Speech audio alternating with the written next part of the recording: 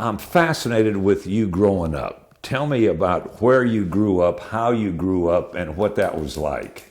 So my first response to that is I haven't grown up. That's just pretty much my go-to answer. I'm still young at heart. My body's old. I'm not able to do what I want to do anymore, but I keep at it. Join the club. But yes, I grew up basically Amish. Mom and Daddy had a horse and buggy when they got married. In where? In Virginia. Most people are like, oh, you must be from Pennsylvania Right. or Ohio. But no, the Amish are everywhere. You just got to find them. But yes, in Virginia. And On a farm? on a farm. But my grandpa had a farm and was a carpenter. Taught my dad how to build houses. And then my dad taught us how to build houses. I had a great uncle that built sheds in Virginia. Started way back in 72. And so when we moved to Missouri, we started building sheds in Missouri. So sheds have been a part of my life as long as I remember.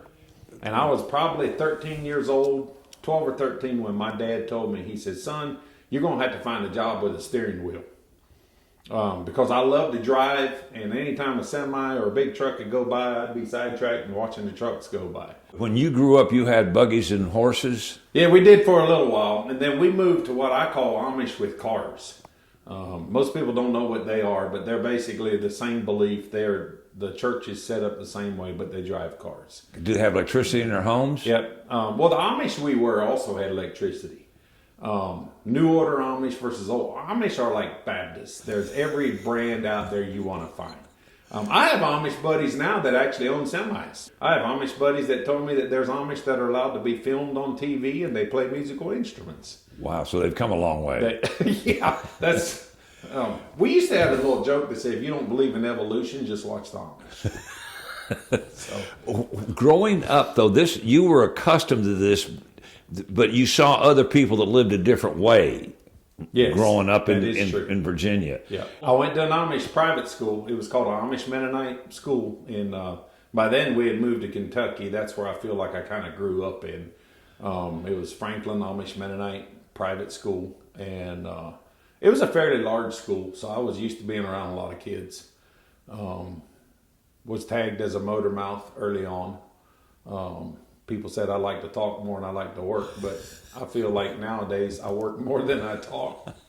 But it's all good. The other thing we did is we always did storm relief, disaster cleanup work. The Amish are kind of known for that. The Amish are known for that. The Mennonites are known for that. And where does that come from? Our culture is work ethic. That's just who we are. Sadly, I even see that disappearing a little bit in the Amish and the Mennonites, the younger generation. They want to be more techie, and my kids, they're the same way. I love my kids to death, but they don't do what I do. So it's changing. Jeremy Barker, a very good friend that I've met through this, he teaches a program called Tools Back in School. And we're desperate for common, good, smart, common labor. Somebody that knows how to do electrical. Somebody that knows how to do heat and air. You know how it is. You can't find a plumber, a framer. No, can't find them. It's tough. So that's the way we were taught. Work hard, keep your nose clean, and count your pennies. When you were growing up, do you remember the first time you and your dad and your family went somewhere to help in the storm relief? Your first experience with that would have been what? It would have been in Missouri. So I would have been younger than 10. We had a tornado come through. I don't know. I think it was probably 2 hours away. I remember the town. It was just like Jamesport. And there was an Amish community there. And we went over there and we helped them clean up. We helped them rebuild some barns and stuff. And then when I was out of school, we only went to the 8th grade. Right. We didn't do high school. 8th grade, and it was time to go to work. So after that, I started going with church groups.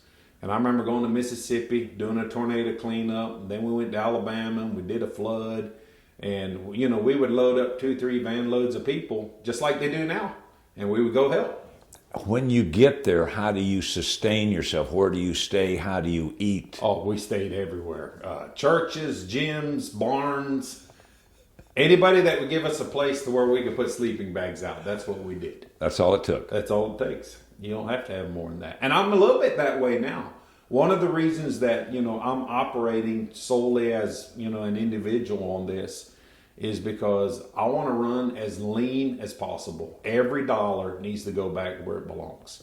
And I understand there's organizational costs. I get that. The less organization you have, the less cost there is. So, you know, my buddy Jonas, he's like, man, you need to have more organization. I'm like, no, I don't. We're doing fine, you know. We have bad days. Everybody does. So when it got time for you to go out on your own, you're how old and you're where? Yeah, that's a little rough. I was 17 years old. My dad and I had gotten in a pretty substantial argument. I was dating a Mennonite girl, which our church didn't agree with. And Dad and Mom loved her. They did. But they understood that the church didn't agree with it. Some of I wanted to play music. We weren't allowed to play music. I had some opportunities down where my girlfriend lived. She had an uncle that said, dude, if you come down here, we'll put you to work and you can start your own business. And the best thing my dad did for me, he said, if you're going to leave, I'm going to send you with everything you need to start your own construction business. And he loaded my little pickup down with tools, everything I needed. And from that day on, our relationship started getting better. And in fact, later, before he passed away, a couple of years later, he told me, he says, you know what? He says, I probably taught you too good. Because he did. He taught me that the Lord's the most important thing, not the church. Right. And that's where I still stand today. So you follow your girlfriend?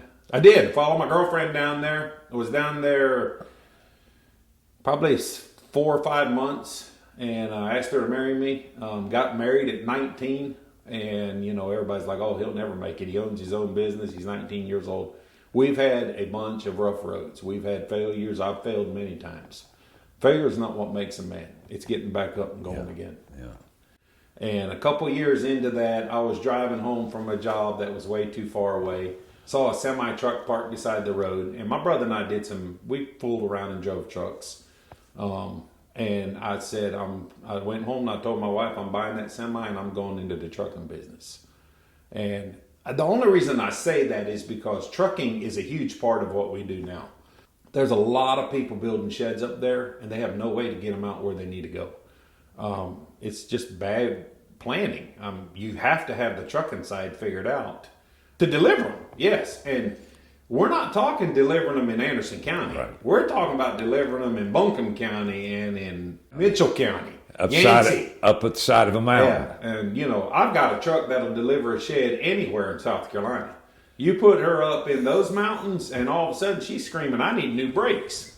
And, you know, that's what we're doing. We're keeping up with it. And I have so many people that are helping. One simple little Facebook post that I said, hey, I want to help these people. And the results were incredible. Well, before we get to helping people, how did you end up in South Carolina and in Anderson County? Because the last time we talked, you were in Georgia. I was still in Georgia. So how did you end up in Anderson County? So it's my brother's fault. Okay. And it's actually a shed builder's fault. He was still living in Kentucky, still driving a truck and building some houses. And they decided they wanted to go somewhere else. His wife had some friends over here in Pickens, Mennonites in Pickens. And they talked my brother into moving down here and starting to frame houses and do siding on houses. And he couldn't find help. So he started bugging me, and I was trucking at the time. In Georgia. And fuel had just gone through the roof. I was struggling. I had my truck and a company truck and 2 owner-operators, and then a couple other guys that were running under me. And we were not doing good in 2001 because fuel had gone up and we weren't able to adjust our prices. So I actually used one of my semis to move him here, and he talked me into starting to come working up here. And I worked up here remotely for about 6 months, 8 months, somewhere around in there. And I told my wife, kicking and screaming, drug her up here, and we moved up here. You're in Williamston, and you're doing a bunch of different things. Yes, I was. I was doing a lot. And then Helene comes through, and we get affected here in Anderson County. Yep. And in fact, as soon as she blew through, you went to work. Yeah, right here. Well, I had to. I couldn't get out. So tell me that story. Yeah. So back up just a little bit. We did Kentucky tornado cleanup, and I was up there for 4 months. A lot of the local community knew that I did stuff like this. I do it all the time locally. I'm just the guy that if somebody needs help, get Sam to do it. So that was already on the table, kind of. So yes, I was actually at a shed show for 2 days. So Helene came through on Friday. The show was Wednesday and Thursday. I was not even supposed to come home till either. We had kind of planned that I might be home Friday night, but more than likely I would come home Saturday. My wife started driving me crazy on Tuesday. She was watching the weather. I'm a storm chaser. She loves to watch weather patterns and stuff. Like, we're in the wrong calling. We should be on the Weather Channel. But we had kids, and then that went away. Well, Thursday it got bad enough that all of a sudden I kind of started feeling like, you know what? I'm just going to drive all night. Because you're where with the shed show? I'm in Michigan. In Michigan at this Grand Rapids with a shed show. Yeah, with a shed show. Okay. And which is a big deal to us. It's a big shed industry thing that we do every year. I do a shed bash with all the haulers. That's a huge deal. That's where I know all my people from. So me and a friend of mine, one of my mentors that had gone with me, we drove all night Friday night coming home. And when I got to Knoxville, it was telling me that the gorge was closed. This was probably 4 o'clock Friday morning. And it kept trying to get me to go around through, to come in through Marshall. What is it? Hot Springs? Hot Springs. They wanted me to come that way. And I'm like, I am not going that way. We'd been fighting rain all the way since Ohio. It was bad. So I kept going. And when we got to the place where the gorge is now no longer, where 40 got cleaned out in that curve, it was still open on our side. And we just drove straight through. And Dan actually made the comment. He said, man, that river's high. Hour and 45 minutes later, I think is when that thing caved in and it was gone. I came down through Asheville on 26. And I remember thinking, this was like 5 o'clock in the morning. And you know how 26 is from Hendersonville. Traffic is everywhere. Right. And I remember thinking, these people are going to work. I'm like, what is going, like, do they not know that we're getting hit by a hurricane that came from the Gulf? Yeah. Like, we've had hurricanes here before that come from, the coast, from the Atlantic. And all the way down 25, there was traffic going up, and they couldn't go anywhere because trees were falling everywhere, and they get stuck, and there they sat. And you go a little further, and there'd be another set of cars sitting there. And I knew I was pretty safe on our side because the top side of the storm was blowing from the east and I was coming south. So it was, but we actually had trees down a couple places on our side that we had to dig around kind of. When I finally got up, Aaron and I got our chainsaws out, and for 2 weeks straight, that's what we did. We cut trees down here locally. Just locally? Yeah, every wall. Honeypath to Lawrence to Anderson to Pickens. That's what I call local. And then you came up with, you realized at some point that North Carolina, the mountains were really hit bad. Right at first it was on the news, and I had a couple friends that were like, hey, it's bad up there. You need to go up there. Actually, we had guys that came and cleaned up tree work here that were supposed to work up there, but it wasn't organized enough yet. They couldn't get in. So we had 4 crews here for 3 or 4 days. They were all camped out in the backyard. We did tree work all the way down to Lawrence. That's where all my logs come from. Everything they cleaned up, I'm still working on. And we're not done here. I still have tree work here that needs to be done. It's just, to me, it's more important to put people in a warm place. So tell me how that came about. So I started hearing a little bit of tidbits about how bad it is up there. And somebody talked me into taking a load up there of supplies. And I went up there. And when I say that videos and pictures don't do it justice, even that doesn't do it justice. Everybody I know that we've sent up there says the same thing. It's like you can't even fathom what happened up there. I worked Katrina. I worked lots of tornadoes. Helped with Andrew. Helped with floods. Did the California fires. Nothing compares to what they are dealing with up there. And then the sheer massive area that it covers, and there's no good way to get around in that area. So I came back home, and Talked to a couple of my buddies about, it's really bad up there. But I had made a couple posts about I cannot leave my backyard until my backyard's taken care of. And a couple local people asked me if I would be interested in helping them help people get shelter up there. They knew I was in the shed industry. One of them I've been going to church with for years, and he knew the other one. And I told them, I said, I've got to, and I hate when people say this because I feel like a lot of times it's an excuse, but I said, I have to pray about it. Yeah. And the next morning, I lost my third friend in 2024 to suicide. And it was a shed customer of mine. And we had gotten to be really close friends. I had actually moved his shed twice for him. He's a knife builder, and he builds incredible knives. I mean, and he had a huge following. The only way I know how to fix things is to pick up a tool and fix it. And with suicide and depression, everybody is affected by it. Yeah. And Lord told me, he says, you can do this if you give me the honor and the glory, and you do it to raise awareness. And I think within a day, I had made that. I got back with those two people, and I said, okay, I'll do this. But we got to do it the right way. And that's what I've done ever since. So what were you able to do? Because there were people in Western North Carolina living in tents at some point, and they still are. They weren't even in tents at that point yet. Had nothing. This was third week of October. I had actually moved my daughter to Denver and came back home. So I had kind of had a reset from what I was doing here. I got a little bit of time away, to take care of her. And we had a shed industry get together out in Texas I had gone to. People were asking me, what can we do to help? What can we do to help? So when I got back, I made that Facebook post. I said, I want 50 donated sheds, and I want to raise enough money to where we can buy 50 sheds. I want to do 100 sheds. Okay. To go to raise awareness for suicide and depression. And within 24 hours, I had 50 donated sheds. Sometimes the blood and the sweat and the tears that go behind something it leaves me speechless. And they're like, there's no way, he can talk about anything. Yeah. But it does. And we have, to this day, we have not bought the 50 sheds.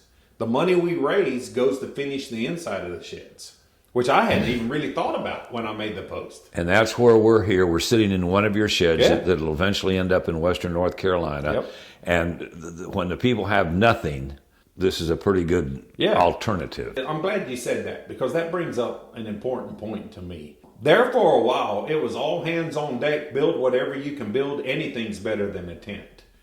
And I backed up a little bit, and I'm like, I don't quite agree with that. I want something, and this goes back to my, let's fight the depression side of it, the suicide, And I could tell you stories for an hour about people that got our sheds that will tell you they weren't getting out of bed anymore. Yeah. They didn't care. And then we showed up with a shed, and all of a sudden everything in the yard got cleaned up. Yeah. It's, you know what I'm saying? Yeah. Yeah. I wanted something that people would be proud of. Yeah. Something that was professionally done. Yeah. I had the tools, I had the background and the people to make that happen. And I said, we're not going to just dump little buildings, and we're not just going to slap together cardboard boxes, plywood boxes, OSB boxes. I want something that's nice. And I feel like we've held pretty true to that in the fact we have to do it fast. The urgency is what I can't get away from right now. It seems like there's always more cold weather coming. Yeah. Instead of just a shed, I started saying, look, guys, you can't just send me sheds because I got to change the doors and the windows. So now I almost need some regular sheds because some people just need a place to store stuff. They have a camper, but they have nowhere to put anything. Yeah. So now I'm back to where I actually need some regular sheds. But as you can see, we put insulated windows in them. We put regular house doors in them. I don't call them tiny houses because they're not tiny houses. But I want a warm, dry, safe place. And that's what you produced. And that's what I produced. And you and your friends. Yeah. And it's incredible. And how many have you done so far? I told people I'm not going to count anymore because I don't want it to be a thing about the numbers. Right. I did have numbers because that was a goal. And then we blew by that so much, we literally just kept up with numbers because it was important. So Thanksgiving week, We had a local lumber yard that donated a bunch of materials. Thanksgiving week, we had 5 families showed up from Maine, Pennsylvania, Tennessee, and we built them here local. Insulated them, basic wire, just so you can run, a place to charge your phone, a place to put a small refrigerator, or whatever else you want, microwave. Yeah. Just something. Just the basics. But the other day I saw a video of a pop-up camper up there, and the sides are just, the wind up there is brutal. Yeah. And the sides are just blowing in and out. Yeah. And I'm like, you know what? At least he's in a pop-up. I get it. But we can do so much better. And you are. Yeah. Thank you very much. Thank you. For representing Anderson County so well and the folks that you brought together. Yep.